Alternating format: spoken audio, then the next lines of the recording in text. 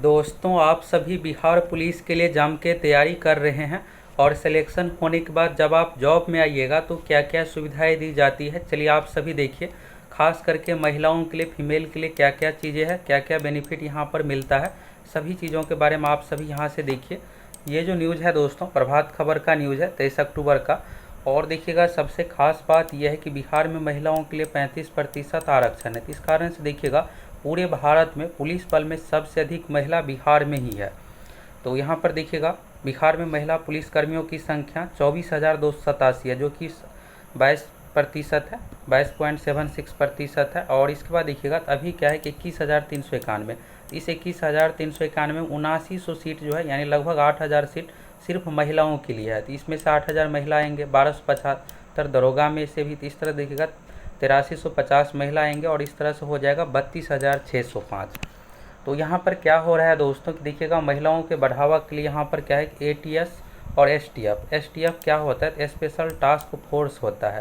तो देखिए, कोई भी घटनाएं हैं, अगर बड़े स्तर पर कुछ भी क्राइम ये सब चीज़ें होता है तो उस कंडीशन में ATS STF बिठाया जाता है, जिसमें 5-10 स्पेशल मेंबर होते हैं और फिर उसको जांच ये सब चीज़ें सौंपा जाता है। तो महिला पुलिसकर्मियों की होगी तैनाती, पहले ये नहीं होता था।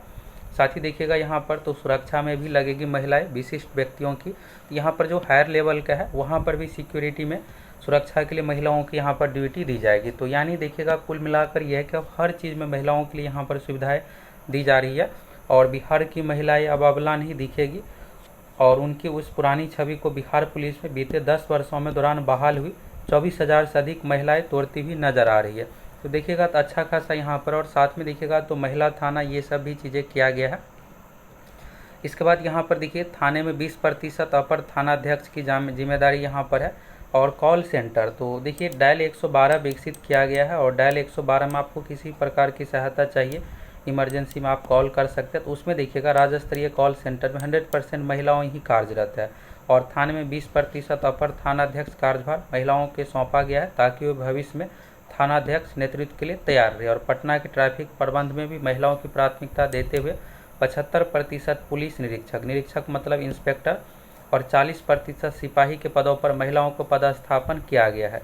तो देखिए, यहाँ पर महिलाओं के लिए प्रयास के लिए इससे बढ़ावा मिले, तो बहुत ही अच्छी पहल है ये सब। और आपकी क्या राय है, आप अपनी राय कमेंट करके बताइए। यहाँ पर एक जो ज़रूरी की चीज़ें आपके लिए ये है, यहाँ पर सुविधाएं के बारे में है। तो देखिए, परिवार ड्यूटी के बीच संतुलन बनाने का हो रहा है प्रयास। तो अगर आप सिलेक्शन लेते हैं और यहाँ पर हस्बैंड वाइफ दो यहाँ पर कंडीशन रहता है, तो उस कंडीशन में क्या है कि यहाँ पर ये कोशिश की जा रही है कि अलग अलग जिला में ड्यूटी ना हो, एक ही जिला में ड्यूटी दिया जाए। तो राज्य पुलिस बल में महिलाओं की संख्या करीब 1/4 होने के वजह से इनकी ड्यूटी और परिवार के बीच संतुलन बनाए रखने को लेकर मुख्यालय के स्तर से प्रयास हो रहा है और स्थानांतरण यानी ट्रांसफ़र की नई नीति बनाई जा रही है, जिसमें विभाग में कार्यरत पति पत्नी को एक ही कार्य क्षेत्र में पदस्थापित करने का काम किया जाएगा। सभी नए थाने में नई डिजाइन स्वीकृत महिलाओं के लिए बैरक, शौचालय, पालना घर आदि का निर्माण कराया गया।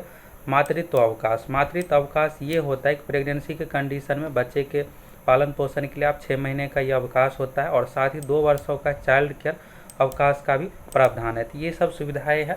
बाकी सैलरी ये सब चीज़ों के बारे में अगर आपको नहीं पता है तो आप सभी कमेंट कीजिए, एक वीडियो में आप लोगों को सैलरी कितना क्या मिलता है। इसमें देखिएगा तो सबसे मेन यह है कि 13 महीने की सैलरी दी जाती है, ड्रेस का कितना क्या रुपया मिलता है, सभी चीज़ों के बारे में आप लोगों को एक वीडियो में जानकारी दे देंगे।